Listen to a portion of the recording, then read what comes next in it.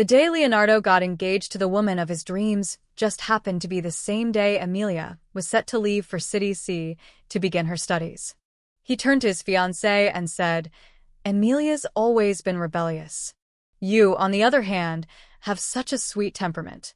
It's better if she stays in City C and never comes back." Her friends worried that when Emilia found out, she would rush back to the capital that very night and cause a dramatic scene. But what they didn't know was that Emilia had no intention of throwing a tantrum.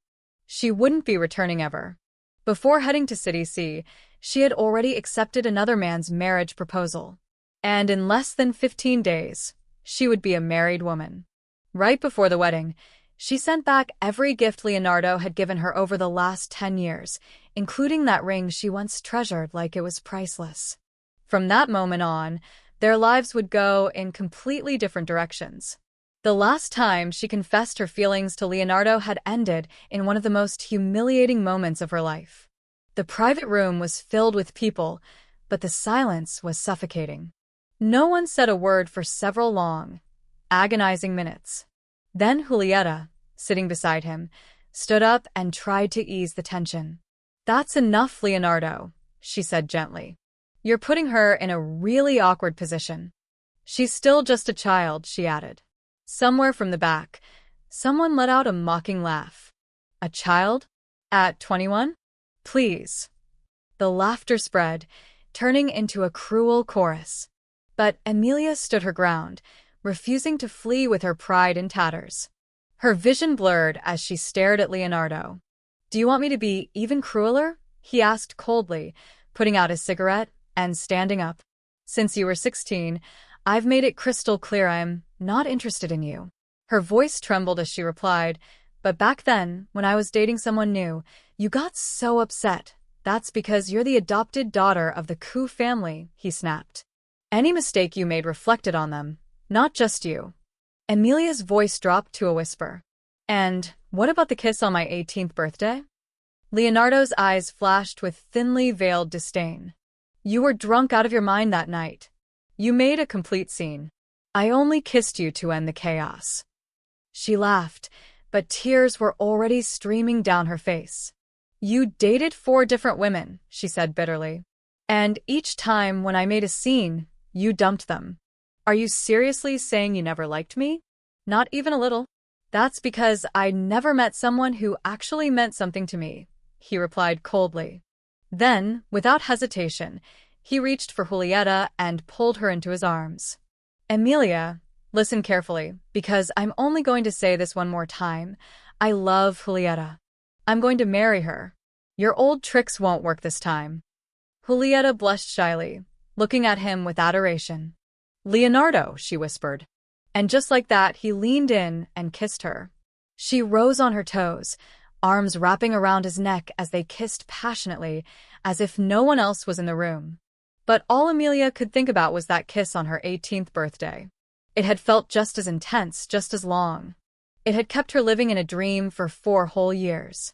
She had naively believed that deep down he loved her too. Leonardo moved out of the Ku family's old mansion and into a new home with Julieta. The day he left, Emilia was on campus defending her thesis. He probably chose that exact moment to avoid any chance of a confrontation.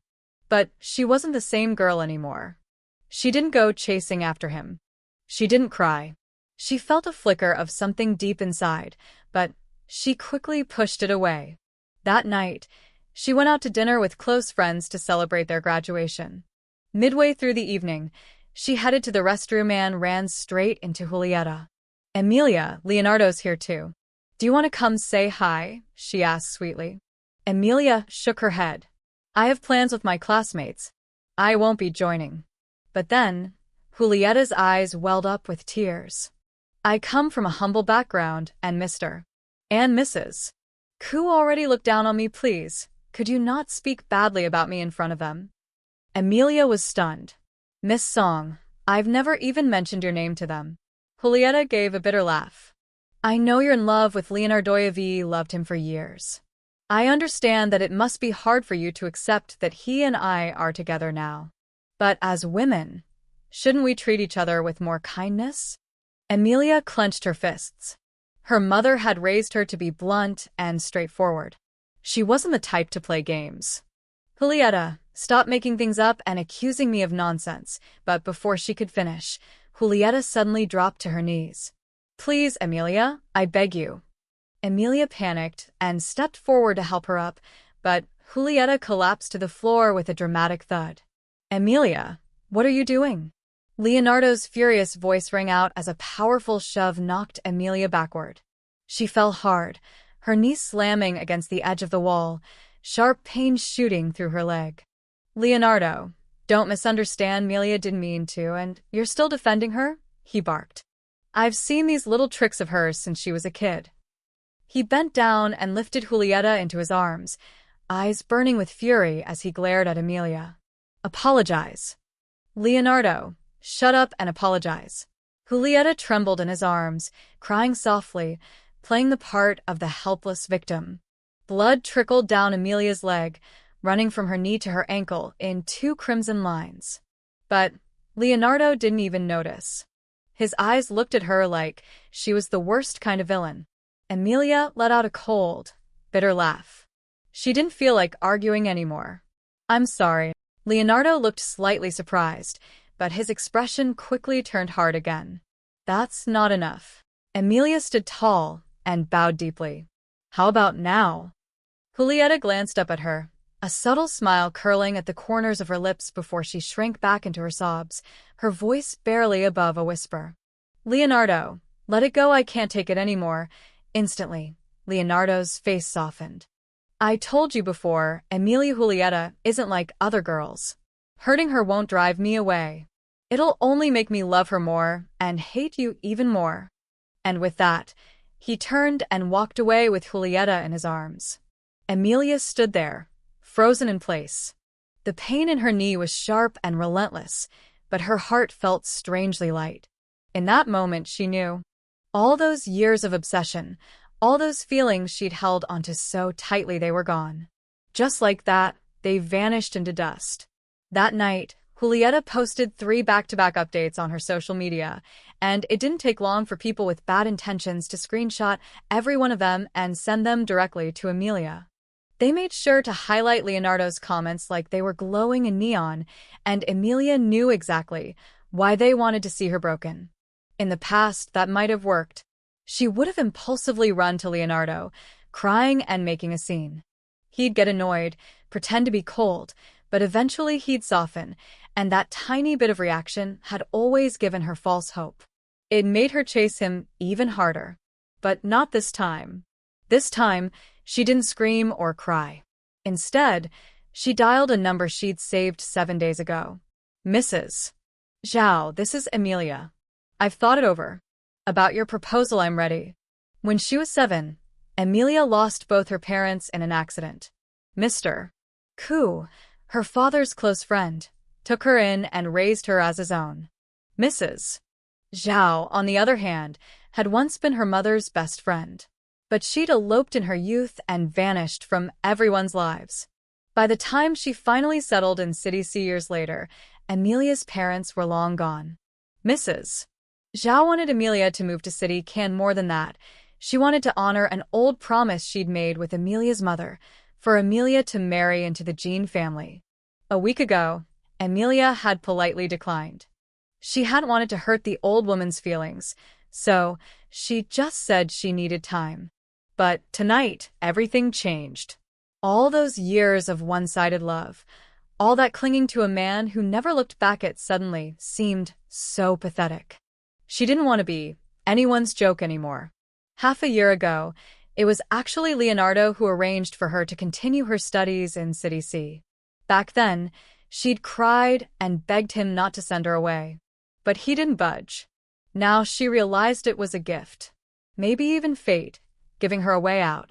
On the other end of the call, Mrs. Zhao let out a laugh of joy. Emmy, Elias has been waiting for this. He's ready to fly to the capital and formally ask for your hand. Emilia clutched the phone, her cheeks flushing with warmth she couldn't explain. The laughter on the line felt strange and distant, like she was watching her own life from far away. After living with someone for 15 years and loving them for 7, it was almost unreal how it only took 7 days to truly let them go. The day Leonardo and Julieta got engaged, they deliberately chose the same date Emilia was flying to City C. It was a petty move, making sure she'd be out of town so no one could stir up drama, which is probably why only a few people came to see her off. As soon as her plane landed, Emilia turned on her phone. The messages poured in, one after another, all talking about the engagement. She glanced at them, smiled faintly, and began blocking every single sender. Before coming to City C, she had already met Elias. She wanted to keep things low-key, without drama or noise, and Elias respected that. He proposed, they exchanged rings, and that was a quiet engagement, but not without consequences. Suddenly, her bank account had a few extra million, and on her ring finger, a simple silver band sparkled softly. While waiting for the Jean family's driver to arrive, her phone rang again. It was Carolina, Leonardo's cousin. "Emmy, the engagement ceremony is starting. Where are you?" "I just arrived in City C," Emilia replied calmly. "Then come back right now. You're still in time." "Come back for what?" she asked, her voice cool. Carolina hesitated. "Emmy, have you gone crazy with grief? If you don't show up to cry or fight, my brother will really belong to someone else." Emilia blinked, unbothered. "Why would I come back to make a scene? Isn't your brother's engagement a happy occasion?" "Emilia," Carolina almost screamed. "Have you lost your mind?" Emilia was about to hang up when another voice took over. It was Julieta. "Emmy, aren't you coming to our ceremony? Leonardo's always seen you as a little sister, and I truly hope to have your blessing as his future wife." Emilia looked at Elias standing near the car, tall and graceful, his warm eyes watching her with quiet care. For the first time in a long while, she felt peace. "Of course. I wish you both a long life together, and may you never be apart." Meanwhile, Leonardo was in the garden, smoking with a few of his friends. Every now and then, he glanced over at Carolina and the others who were huddled nearby. He knew what they were doing. They were plotting like always. Every time he was seen with another woman, these people would run to Emilia and stir things up. And like clockwork, Emilia would show up crying, accusing, throwing tantrums. It annoyed him. It embarrassed him. So he always ended things with the other woman just to stop the chaos. This time, he expected the same. That's why he chose the exact day Emilia would be out of town. The engagement was set for 6 p.m., a coincidence that made him slightly uneasy. If Emilia heard about it early enough, she could hop on a plane and show up just in time. "Leonardo, what if Emilia comes back and causes trouble?" one friend asked. "Yeah, you're getting engaged to someone else. She'll lose her mind." "But she's been quiet lately," another added. "You and Julieta are all over the place, and she hasn't done a thing. If it were before, she'd already be crying rivers." Leonardo's cigarette had burned almost to his fingers, the ash long and fragile, but he hadn't even noticed. Their words kept echoing in his head. Emilia had been calm. Too calm. And that wasn't like her. She was always stubborn, always clinging, always dramatic. Maybe she'd just gotten better at waiting. He chuckled bitterly, flicking the cigarette away. "Just wait. She's not the type to sit quietly." "You think she's coming back to crash the party?" someone asked. Leonardo didn't answer, but inside he was sure. He knew her too well. She'd always been a hopeless romantic, her teenage years filled with cheesy love stories and foolish fantasies. And she tried every one of them on him. Her silence now? It had to be another trick. He was willing to bet she'd show up right when the ceremony began. "Make sure security is watching the gate," he said, checking his watch. "No uninvited guests." Just as the words left his mouth, Carolina came running toward him, her dress hitched up in panic. "Brother, it's Emilia. She's here." Her car just pulled up. For a second, Leonardo's heart skipped. His eyes lit up. But just as fast, his face turned cold again. "Ridiculous," he muttered. "I can't believe she still hasn't given up. What do we do now?" Carolina whispered sharply. "If she causes a scene, it'll be a total disgrace for the Koo family." Leonardo's expression darkened as he marched toward the front entrance. I'll go see what kind of stunt she's planning this time. A few people followed behind him, curiosity and tension bubbling in the air. But just as he stepped out of the garden, a soft voice called out his name. Leonardo. It was Julieta, standing beneath the warm glow of the late afternoon sun, her satin gown gliding elegantly around her. Her hair was woven into an intricate braid, her makeup subtle and flawless. The engagement ceremony wasn't scheduled for another few hours, and while Julieta looked composed, a quiet storm brewed behind her calm exterior. Leonardo stopped, his gaze landing on her delicate face. She was beautiful, the kind of beauty that made men want to protect her, so different from Emilia's fierce and unpredictable fire. Maybe it was her humble background, maybe it was the softness in her voice, but Julieta exuded a gentleness that Leonardo had found deeply comforting. He had met her at a time when Emilia's emotions were spiraling out of control, when he was mentally exhausted, and Julieta's peaceful presence had drawn him in like a quiet refuge. Unlike other women who approached him with obvious agendas, his relationship with Julieta had begun under very different circumstances to rescue her, and that simple act of heroism had sparked something he hadn't expected. Men always had a weakness for playing savior, and in Julieta, he found a kind of emotional purity that made him feel needed. I heard Emmy's back, Julieta said softly, her eyes already glistening with tears. I'm scared. What if we can't go through with the ceremony? What are you talking about? Leonardo reached out and gently placed a hand on her shoulder. Don't worry. I'll take care of it. But Julieta held onto his sleeve, trembling. I'm afraid that you'll leave me for her. Her voice broke, tears trailing down her cheeks, and her small frame looked as if it might shatter. How could you think that? Carolina chimed in with an eye roll. My brother doesn't even like Emilia. She's immature and hot-headed, always causing scenes and throwing fits. He's fed up with her. There's no way he'd go back. Carolina had never liked Emilia. Ever since Emilia had been adopted into the Coup family, the elders had gradually shifted their attention toward her, even over Carolina. Though people always said the Cus treated Emilia well for the sake of their reputation, Carolina couldn't help but feel bitter. Over the years, her greatest satisfaction had come from watching Emilia be humiliated. Now that Emilia had been sent to study in City C, her luggage shipped ahead of her, Carolina was overjoyed. She didn't care who became her sister-in-law as long as it wasn't Emilia. Leonardo turned to her suddenly. Didn't you always claim you got along with Emilia? Me? Get along with her? Never. I hate her, Carolina snapped. Now that the future was set in stone, she had no reason to pretend anymore. In the past, she had only acted kind to Emilia to gain her trust, to push her into making a fool of herself. But now, there was no need for masks, and that truth thrilled her. Let me handle her, she offered. I'll make sure she gets humiliated. Just imagine coming here to crash your engagement, only to get thrown out by security. People will be gossiping about it for years. Suddenly, the sharp crack of a slap echoed through the air. Everyone froze. Julieta's eyes widened, her expression stunned.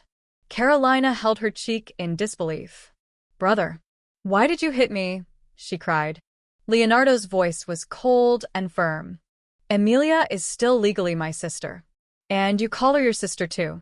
His tone grew darker. She's been part of the Coup family for over 10 years. If you humiliate her, what do you think that says about us? Why are you defending her? Carolina shouted, her tears falling fast. I thought you hated her. We only dared to treat her that way because you clearly didn't care about her. Leonardo stood still, saying nothing, but her words stirred something inside him. Did he really hate Emilia? His mind began to drift back to when Emilia first arrived at the Coup household. They'd been so close then. When she fell and scraped her knee, he would carry her home on his back. When she got bullied at school, he was always there to protect her. He even bought her sanitary products when she got her first period. She had depended on him for everything. As she grew older, her attachment turned more intense, even possessive. Back then, he had actually enjoyed how much she clung to him. So when had things gone wrong? Leonardo's chest tightened with a vague unease. Julietta's quiet sobbing snapped him back to the present. Of course. It was Emilia who changed. She became bold, moody, demanding. The cuss spoiled her too much, and that made her selfish. Jealous. Overbearing. She couldn't stand him being near any other woman. It wore him down, pushed him away, made him colder. That was why he decided to send her to city CTO, force her to grow up. He'd planned to bring her back once she matured. After all these years together, how could he possibly abandon her in a strange city for good? But now, it seemed like she hadn't learned a thing. Even on such an important day, she still had the nerve to act impulsively and disrupt everything. She really had a talent for chaos. She hadn't even walked in yet, and already the Coup family was dealing with a mess. Leonardo pulled Julieta close and pressed her head gently to his chest. Go wash your face. Have the makeup artist fix you up again. I'll take care of Emilia and be right back. The ceremony will happen on time, don't worry. He wiped her tears with a thumb, then turned and walked away, not looking back. Julieta stood alone, watching his silhouette disappear into the distance. For some reason, his heart just wouldn't settle. There was an uneasiness in Leonardo that he couldn't quite explain. Carolina had asked a fair question: if he truly hated Emilia as much as he claimed, then why had he slapped his own cousin over just a few words about her? Was it really hate? Or had Emilia always held a place inside him that he simply refused to acknowledge? When he reached the entrance, she wasn't there. But her signature pink Mini Cooper was parked calmly nearby. The figure standing beside it wasn't Emilia, it was her best friend, Mary. Leonardo stopped in his tracks, an odd weight pulling at his chest. Then it hit him that car wasn't Emilia's anymore. She had given it to Mary before she left the capital. As soon as she saw him, Mary walked over, holding a red envelope. Emilia asked me to give this to you, she said plainly, as a gift for your engagement to Julieta. Leonardo didn't reach for it. Mary raised an eyebrow but didn't back down. There's something else. Emilia didn't get a chance to speak with you before she left. She called several times, but you never answered. Now, she'd like something returned. Leonardo's jaw tensed. What is it? A brooch, Mary said calmly. She gave it to you on your birthday years ago. It belonged to her parents' symbol of their love. Emilia said it was meant for her future husband, and now that she's about to marry, it doesn't make sense for it to stay with you. She laughed softly, bitterly. She wants it back. So, if you would kindly return it, I'll take it to her when I visit City C. Leonardo's eyes dropped to the deep sapphire brooch pinned to his chest. That morning, without knowing why, he had chosen to wear it. It didn't even match his outfit, but something about it had made him leave it on. Now, standing there, it felt glaringly out of place. A gift for her future husband? The thought of Emilia marrying someone else, off another man sharing her bed, her life sent a sharp wave of discomfort through him. She'd loved him so deeply. How could she possibly offer that kind of love to someone else? And yet she hadn't even come herself. She'd sent Mary. Clever. That alone had disturbed his carefully constructed calm. Mr. Coup? Mary asked. Leonardo's voice turned sharp. Tell Emilia there's no point asking for something back once it's been gifted. If she really wants it, she can come ask me in person. He turned to leave, but Mary stepped forward. Wait, she said, already dialing. I'll call her right now so you can talk to her directly. Mary found the whole situation absurd. Emilia was about to get married. That brooch, something so meaningful, had no business staying with another man. Emilia had been clear. She wanted it back before the wedding so she could pin it on her future husband's chest herself. Mary had always hated Leonardo. For years, she had watched him manipulate and discard Emilia like she was worthless, and no matter how hard she tried to open Emilia's eyes, her friend had stayed blind. But not anymore. Emilia had finally woken Yupan now. She had someone new. Someone kind. Someone worthy. Mary was proud of her, and this errand was a promise she refused to fail. Emilia picked up just as the car pulled into the Jean family estate. Mary? What happened? I did what you asked, Mary replied. But he refused. Said if you want the brooch, you have to ask for it yourself. Emilia glanced instinctively at Elias, who was seated beside her. Though she barely knew him yet, his presence always made her feel self-conscious.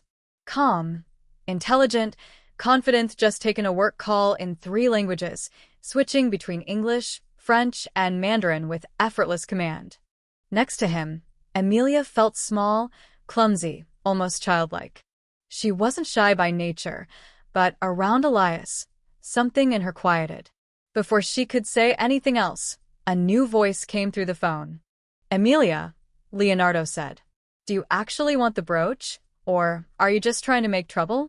She froze for a second, surprised, then let out a soft, bitter laugh. If you're trying to ruin my engagement with Julieta, don't waste your time. If you really want the brooch, then come get it yourself. The same way you gave it to me. Her breath caught. Something that valuable shouldn't be delivered by someone else. Emilia inhaled deeply, trying to steady her tone. Mary is my best friend. You can give it to her, and I'll take responsibility for that decision. But Leonardo wasn't done. What part don't you understand, Emilia? You gave it to me in person. So if you want it back, show up in person. And with that, he hung up. Emilia stared at the screen, her cheeks burning with frustration and shame. How had she given it to him? On the night of her 18th birthday. They had both been drinking. She'd followed him upstairs to her room in the Koo mansion. He had her pinned against the door, his lips crashing into hers. The kiss had been so intense, so consuming, that her knees nearly gave out. He was overwhelmed, too. She could feel it, but he stopped himself at the last second. As he turned to leave, she grabbed his hand, pressed the brooch into his palm, and explained its meaning. He said nothing, but he kept it. That moment had convinced her he felt something too, and that illusion had trapped her for years. But now the dream was over. She had woken up. She thought he would have been happy to throw it away like it meant nothing. But he hadn't. Instead, he'd said that. That one sentence opened her eyes completely. The recklessness of youth always demands payment someday. If it weren't for the brooch's meaning, she wouldn't care. But now that she was about to marry, she couldn't let Leonardo keep something so intimate. Leaving that brooch with him would be a betrayal to Elias. Is everything all right? Elias's voice gently pulled her out of her thoughts. Emilia looked up and met his calm, penetrating gaze. A whirlwind of emotions spun through her chest: guilt, hesitation, and something else she couldn't name. She didn't want to lie to him, but their relationship was still so new, so delicate, that she didn't know how to explain what had just happened. It's nothing important, she finally said, shaking her head lightly. She made a quiet decision in that moment. If necessary, she would face Mr. Koo herself to retrieve the brooch. That thought gave her a sense of control, and her nerves settled slightly. Really, it's just something small, a family matter with a cuss. She smiled, trying to sound at ease. Elias didn't press. He simply gave a faint nod and said, "All right. But Emmy, if anything difficult comes up, I hope you know you can rely on me. Always. You're my fiancée now, after all." He said it with the same steady tone that Mrs. Zhao always used, but hearing him say fiancée still made her cheeks flush. Even the back of her neck felt warm. She was engaged. In less than 2 weeks, she'd be marrying this man. The thought filled her with a bittersweet mix of anxiety and something else, something lighter, like the first breeze of spring. A shy hope. She didn't dare meet his gaze for long. Instead, she gave him a quick glance and nodded, mumbling a soft, "Yes." Elias said nothing more. When they arrived at the Jean residence, he stepped out of the car first, then turned and opened the door for her. She noticed the ring on his left hand. It had stayed there since the moment she slipped it on. He reached for her hand to help her out, and once she was standing, he didn't let go. His grip was natural, steady. At first, it made her feel awkward. But his hand was warm and dry, his fingers long and firm, and somehow the contact calmed her. It was like everything in her world had finally landed where it belonged. Across the yard, Mrs. Zhao spotted them and ran forward, eyes misty with joy. She wrapped Emilia in a tight embrace, tears already spilling down her cheeks. "Emmy, you look so much like your mother did when she was your age." Emilia couldn't stop her own tears from falling. The scent of Mrs. Zhao's perfume was oddly familiar, like a faint, forgotten memory of her mother's arms. Elias, watching from the side, shook his head with a soft smile and handed them both a handkerchief. "Auntie, if you two keep crying like this, people will think my father and I are mistreating you." Mrs. Zhao had given birth to Elias later in life, and though they weren't blood-related, Elias always treated her with deep respect. Emilia knew that, but she still found it surprising how easily he had accepted this engagement, how willingly he stepped into her story with no obligation to do so. When she asked Mrs. Zhao why he agreed, the woman had simply said, "You'll understand someday. Don't worry." So she didn't ask again. "Come, Emmy," Mrs. Zhao said, gently wiping Emilia's tears as she took her hand. Emilia instinctively looked at Elias, and he was already looking at her. The vibrant green of the trees behind him made his soft smile glow with an almost ethereal warmth. He reached out his hand again. "Let's go home, Emmy." 20 minutes before 6, Julieta was fully dressed, her makeup flawless, her gown pristine. But Leonardo still hadn't come down from the private lounge on the second floor. Julieta hesitated for a moment before walking upstairs. The door wasn't shut. From outside, she could hear muffled voices. She leaned closer. "Leonardo, are you sure Emilia's not coming back?" she asked softly. If she intended to come, she'd be here already. At this point, not even a rocket could get her here in time, he replied coolly. Julieta hesitated. "I've been meaning to ask you something. Do you really feel nothing for her? You grew up together. She's beautiful, innocent, and she's been in love with you for so long." Inside the room, there was a long pause. Finally, Leonardo spoke. "I don't feel anything. Not even a little? She's just a girl," he cut her off with a dry laugh. He was 5 years older than Emilia. When she first arrived at the Ku household, she was a child, barely out of elementary school. Even after she blossomed into a striking young woman, something inside him had always held back. Still, he couldn't stop thinking about the night of her 18th birthday. He must have been out of his mind.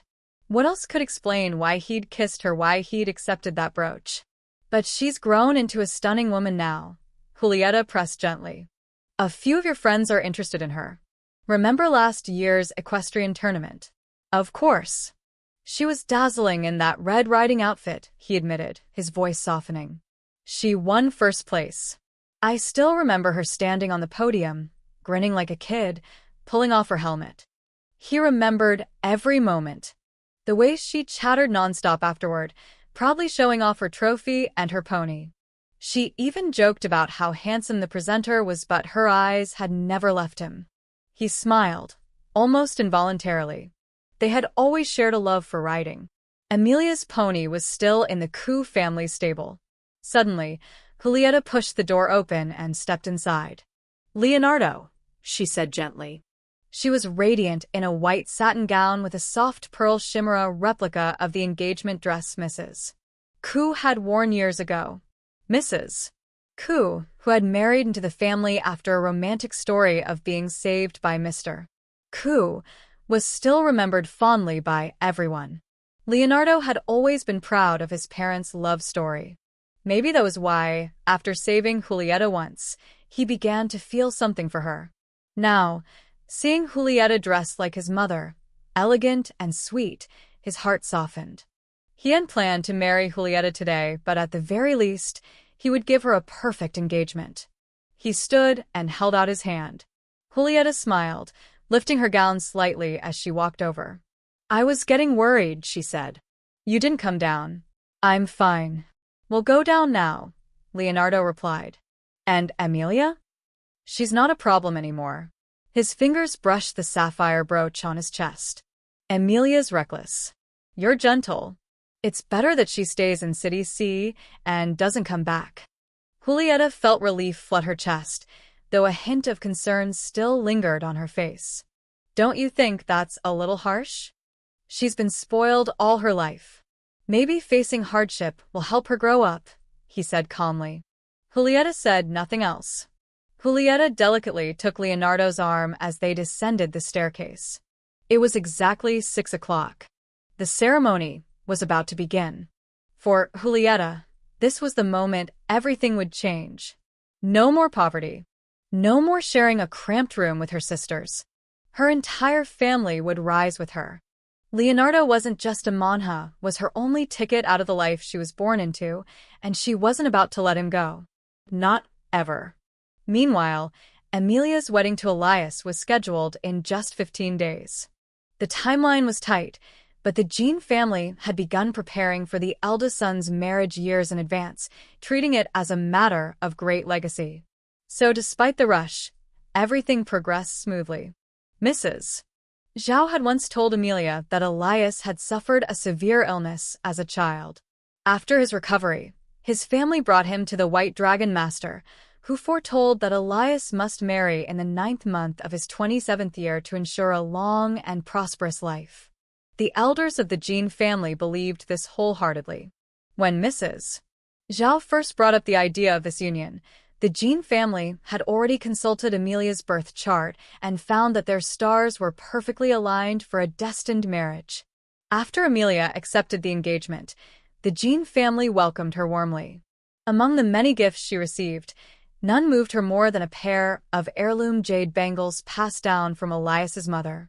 When Elias placed them on her wrists, she felt both grateful and saddened. The best gift she could offer in return was the brooch that had once belonged to her parents, but that brooch was still in Leonardo's hands. Perhaps sensing her unease, Elias gently led her to the garden.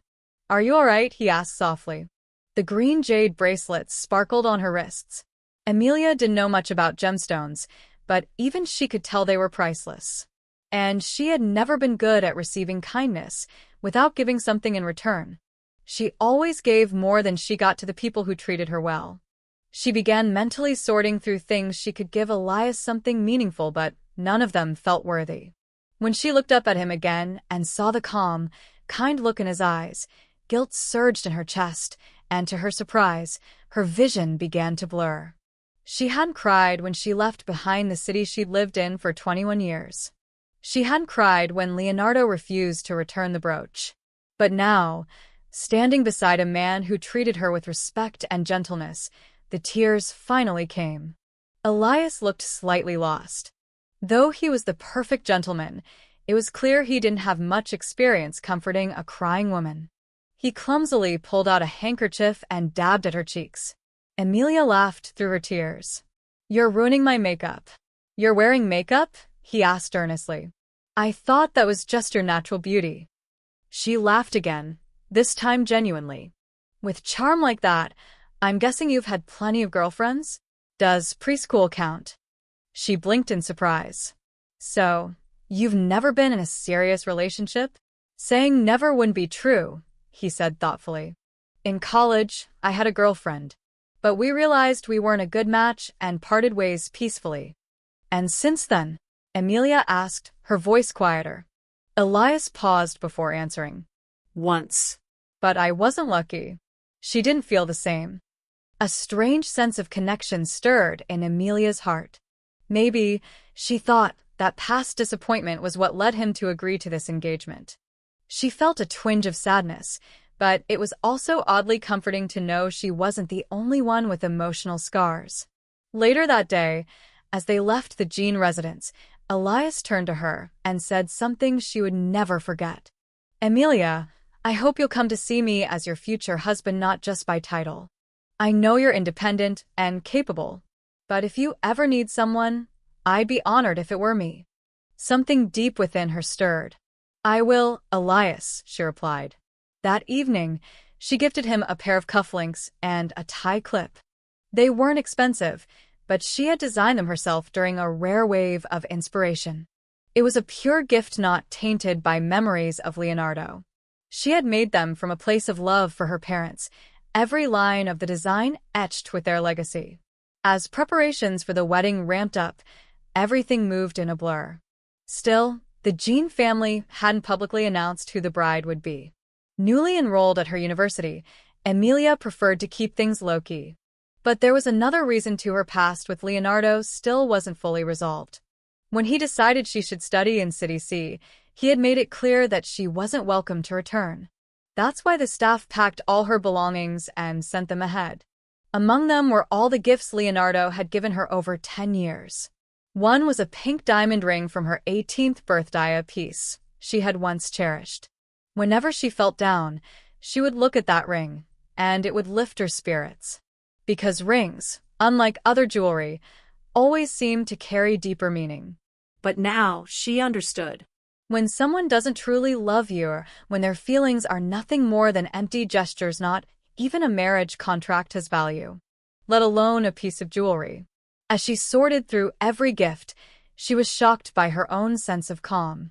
By the time she closed the now empty jewelry box, she felt lighter than she ever had. While preparing the packages to send back, her phone buzzed with several messages from the stable staff. Her pony was sick, refusing to eat, looking lethargic. The moment she saw the photos, her eyes filled with tears.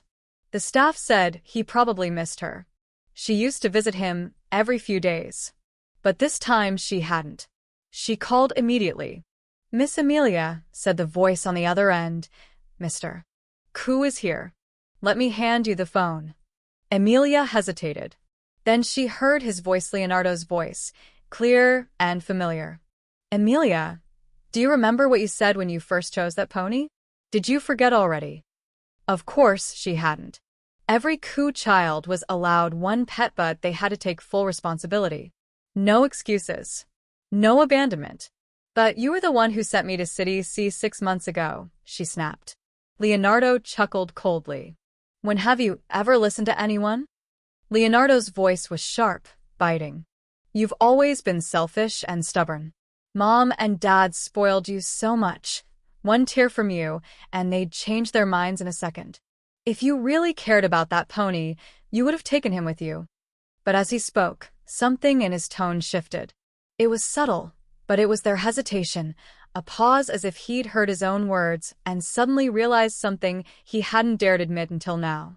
Maybe, just maybe, Emilia hadn't cherished him the way he thought she did. Maybe she had let go. After all, she really had left for City C. She didn't fight when he got engaged. She didn't come back to interrupt the ceremony. And now she was asking for the brooch back like someone closing a door. "I'll come see the pony soon," Emilia replied evenly. "Or, if I can, I'll bring him to City C." There was a beat of silence, then Leonardo's voice came through again, this time edged with anger. "So, you're really staying in City C? Forever?" Emilia smiled faintly. "Probably. I'm getting married there." She didn't feel the need to explain further. "You're still as impulsive and immature as ever," he snapped, his voice hardening. "You haven't changed at all. I just hope you won't regret this." "Regret what exactly?" she asked calmly. "Julieta and I are engaged," he said, as if the words would land like a blow. "We're planning our wedding. So..." Emilia's voice was light, detached. "Don't pretend you don't get it," he growled. "Once I marry Julieta, you..." But Emilia let out a soft, serene laugh. "Leonardo, I wish you two the best. Truly." There was silence on the line, long and heavy. Emilia didn't wait for a reply. She ended the call gently, without hesitation. She thought about the day she fell in love with him. She was 16. And from that moment on, she never called him brother again. But now, 6 years later, she realized he had finally returned to the place he belonged. She didn't hate him. She didn't resent him.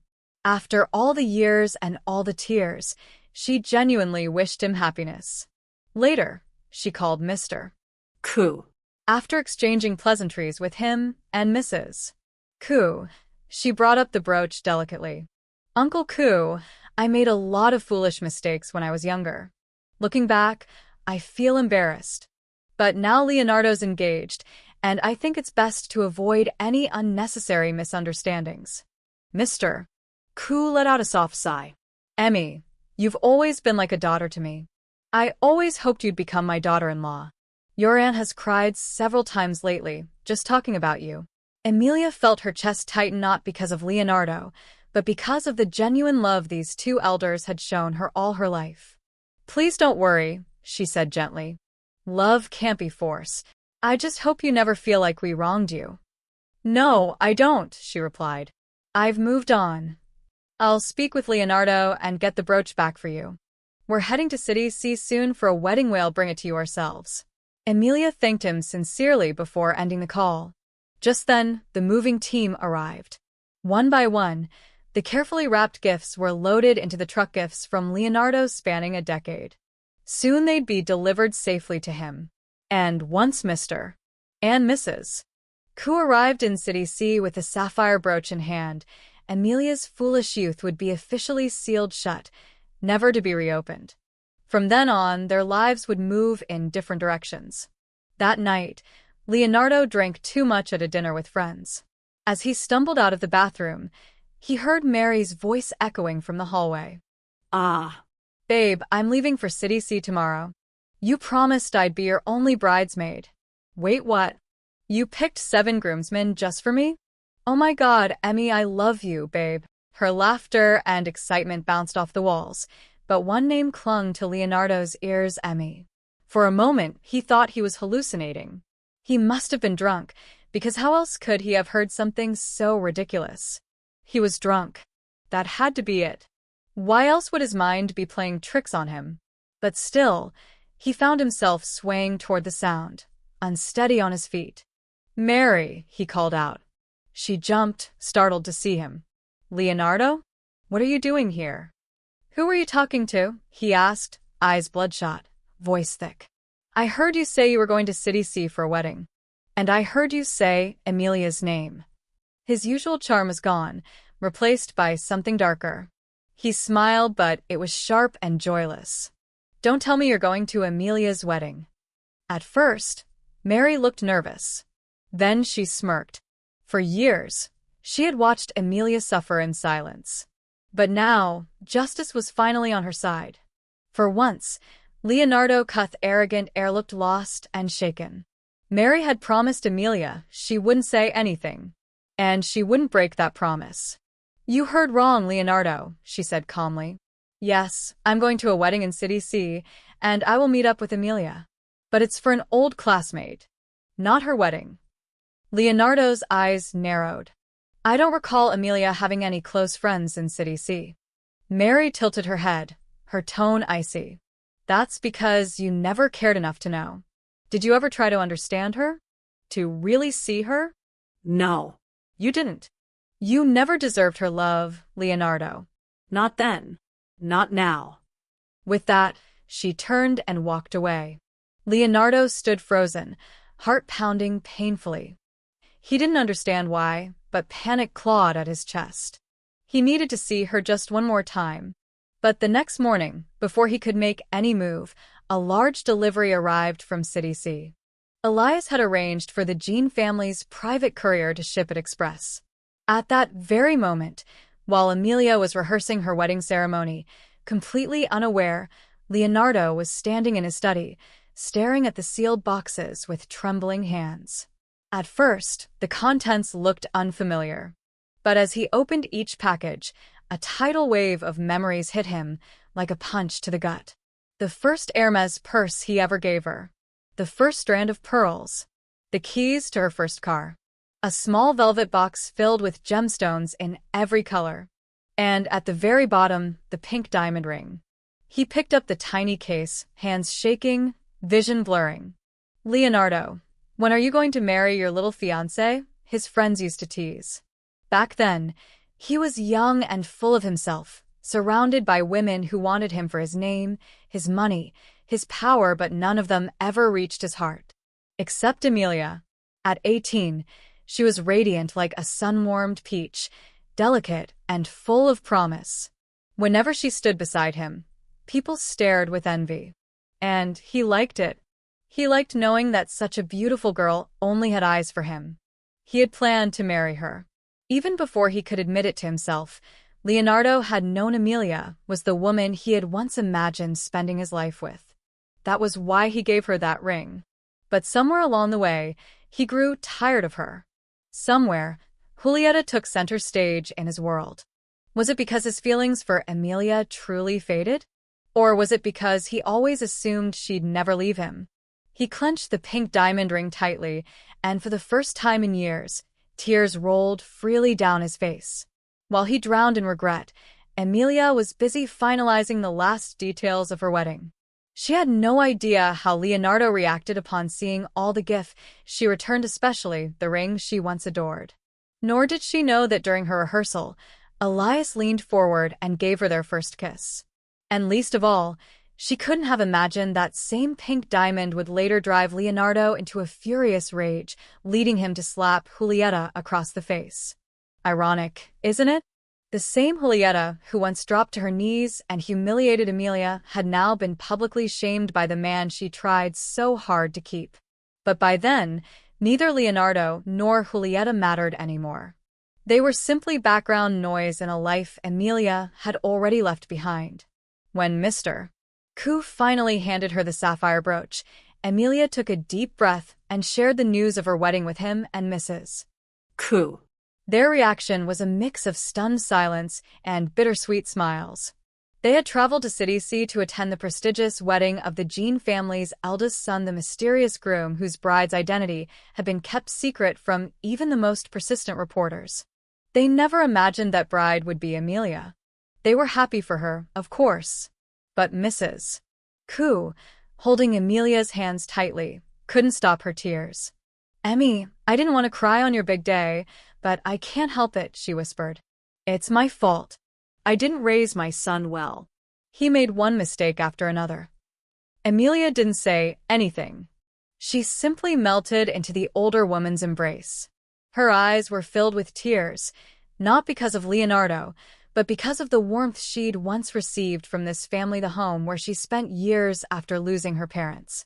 She remembered crying herself to sleep as a child, and Mrs. Ku sitting beside her, stroking her hair and whispering soft words of comfort. Those memories, once buried, finally poured out. "It's Leonardo who's unlucky to lose you," Mrs. Ku said gently, wiping Emilia's tears with trembling fingers. "The Jean family is honest and noble. And Elias, he's one of the finest young men I've ever known. You'll be happy, Emmy. I believe it with all my heart." Emilia smiled through her tears. She knew that with a man like Elias, kind, composed, and thoughtful, her marriage would at the very least be peaceful, even if he didn't love her. But never in her wildest dreams did she expect the kind of joy that awaited her. On their wedding day, when she pinned the sapphire brooch to Elias's lapel, he quietly showed her a photo. In it, she stood on a podium, beaming, holding a trophy from the equestrian competition where she took first place. Next to her stood Elias, watching her with a soft smile. He had been the man who presented the award.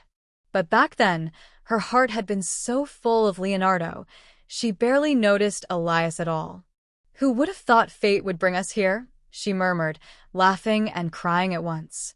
Elias stepped behind her, wrapped his arms around her, and rested his chin on her shoulder. "Remember when I told you I once liked someone?" he whispered. He pointed to the brooch now resting on his chest. "The day I received this, I promised myself I'd finally tell her. Emilia, the person I've always wanted is you." In her teenage years, Emilia had devoured romance novels, always amused by the term, "a beast in a suit," used to describe cold, powerful male leads. It was meant as a compliment hidden inside a jab. But never did she expect that gentle, elegant Elias had a side like that too. On their wedding day, he was flawless, tall, graceful, and radiant like fresh snow on a mountaintop. But on their wedding night, when the mask of formality slipped away, he revealed a completely different man. That night, Emilia heard more words of love than she ever thought possible. For the first time, someone called her "my love" again and again, in different languages, with genuine affection. For the first time, Someone guided her tenderly through physical intimacy, with patience, with care. For the first time, she cried not from pain or sadness, but from joy and overwhelming connection. It was the first time she understood what it meant to be loved both emotionally and physically, and they spent the whole night exploring that new world together.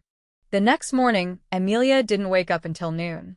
But Elias had already completed his morning routine, jogging, exercising, sipping tea, reading the news, and more. The household staff couldn't stop talking. "Ma'am, you should have seen the master yesterday. Smiling nonstop." "It's true. I've worked here for years and never seen him so talkative. He even greeted my grandson. I swear if he had a megaphone, he would have announced to the whole city, 'I'm married and I adore my wife.'" Blushing with embarrassment and amusement, Emilia slipped out to the garden for air. From afar, she saw Elias's car entering the front gate. When he stepped out and handed his coat and briefcase to the staff, the first thing he did was search for her with his eyes. "Elias," she called out, waving at him from behind the rose bushes. Her smile was wide and spontaneous. The pony had arrived in City C just the day before, thanks to Elias's arrangements. It had been transported with great care and had already begun to adjust to its new home. When Emilia saw it again, it trotted joyfully around her, full of life. Now, as Elias spotted her, he smiled and began walking toward her, brushing past the green vines and tall hedges. Without thinking, Emilia ran to him. He stopped, already shaking his head in amused resignation, arms outstretched just in time to catch her as she jumped into his embrace. He held her tightly, laughing softly into her hair. And in that moment, she felt it was finally, truly home. Meanwhile, back in the capital, Leonardo found out Emilia was getting married on the very day of her wedding. At first, Leonardo couldn't believe it.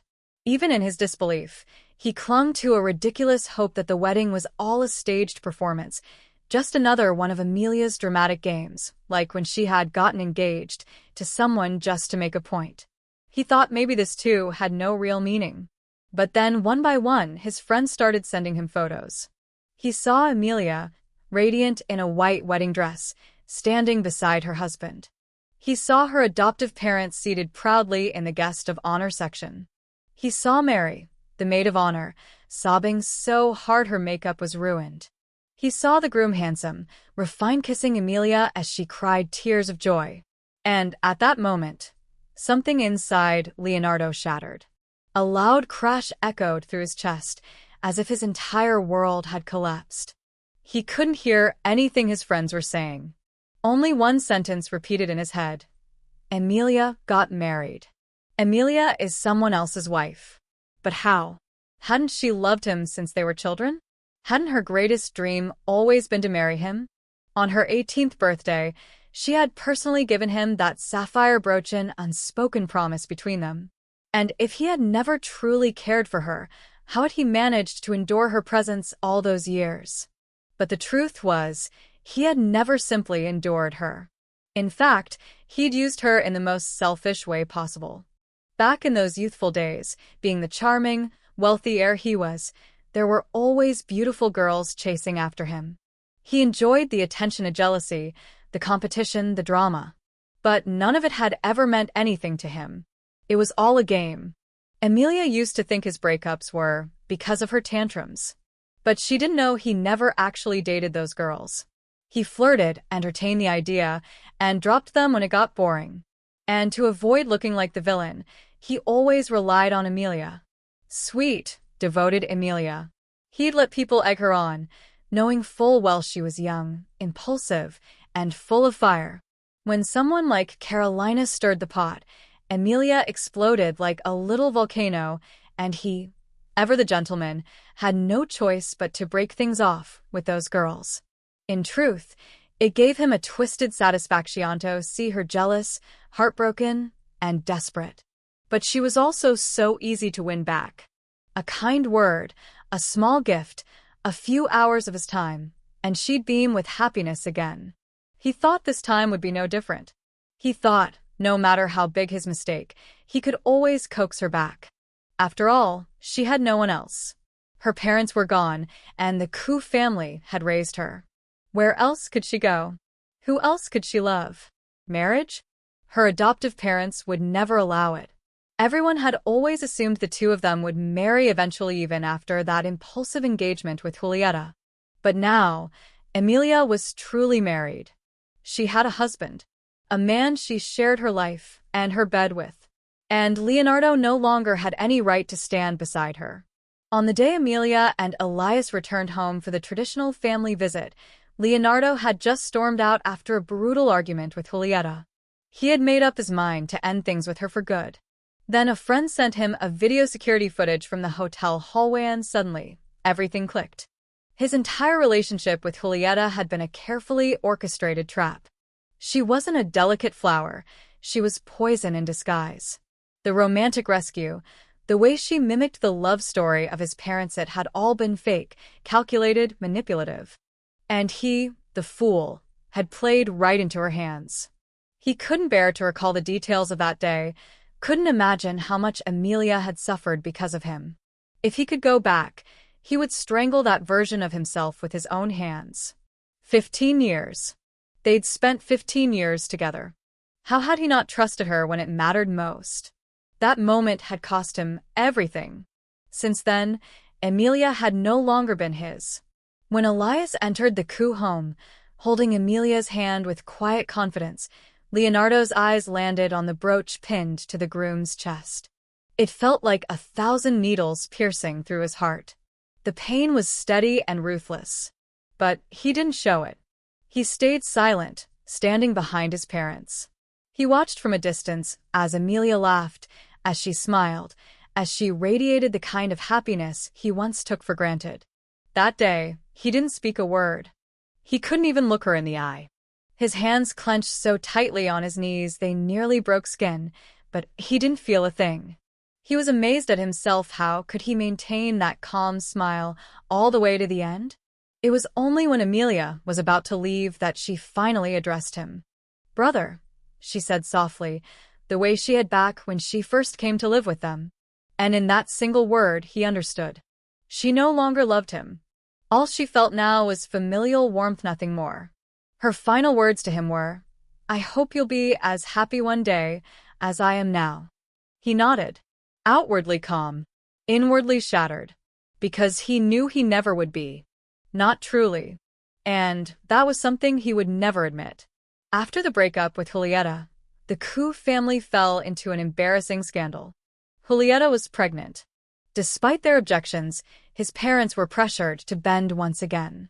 But Leonardo had reached his limit. He didn't want the child. He didn't want Julieta. He couldn't accept that the woman who would raise his children had been lying and scheming from the beginning. Her entire persona, the damsel in distress, the whirlwind love affair, had been a calculated performance to climb the social ladder. When he refused to budge, Julieta brought in her entire family. The chaos that followed was unlike anything Leonardo had ever witnessed. They were loud, shameless, like parasites without pride or boundaries, wailing, threatening, manipulating.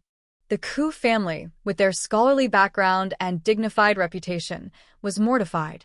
They couldn't even call the police. Desperate to make them leave, the Ku family tried to offer hush money, thinking the ordeal might finally come to an end. But once those opportunistic leeches tasted blood, they refused to let go. They clung on like worms gnawing at bone, like vampires draining every drop, like parasites feeding off the dignity of others. It became an unending nightmare, grotesque and humiliating, that the once proud family couldn't wake up from.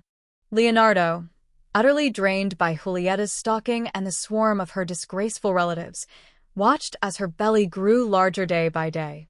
At last, he reached his breaking point and decided to confront it head-on. When the police arrived at the Ku estate and escorted the Song family off the property, Julieta finally seemed to understand it was over. She made one last demand, a huge sum of money in exchange for her silence. That day, as they signed the agreement, Leonardo looked at her and realized he was seeing the real Julieta for the first time. Cold. Greedy. Hollow. The once beautiful face that had captivated him now looked twisted and grotesque. As he handed over the money, he almost laughed. Laughed at himself. At his own blindness. At the arrogance of his youth. All those days he had spent with Emilia, the time he thought he'd always have, the warmth he took for granted, they had lost their shine. A real man, he now understood, wasn't the one who chased novelty. A real man made the woman he loved bloom brighter with each passing year. But he had been a fool, through and through. Some time later, Emilia's husband visited the city with their beloved pony.